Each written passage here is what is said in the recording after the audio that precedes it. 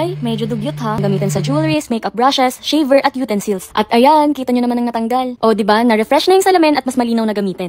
Ayos yun na. Try natin.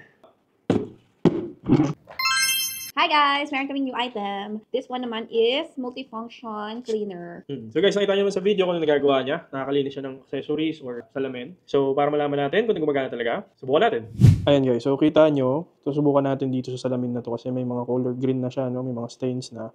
Minsan pag matagal na rin talaga yung glasses nyo, may lumalabas na color green kasi de-oxidize na yung bakal. So subukan natin kung matatanggal yan using this cleaner. Ayan. So meron kaming glass cleaning agent pero sabi dun sa video pwede naman din daw na tubig tsaka sabon lang. Ayan. Okay, so nakalubog na yung salamin ko. Cool guys, so magalaw siya. Tapos parang may UV siya.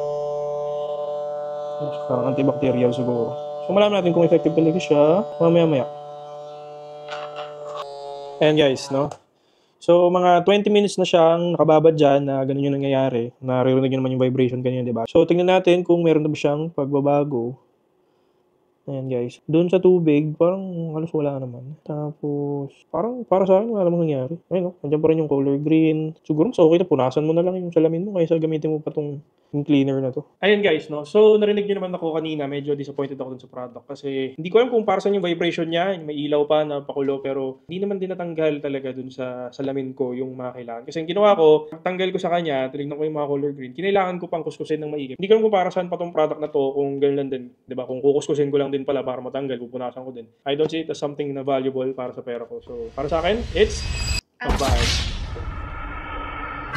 Guys, thanks sa panonood. Hindi na namin kayo pahihirapan. I'm sure mag-PPM kayo kung saan namin nabili. So, lahat ng products na nasa buy list namin is nasa bio namin. Thank you!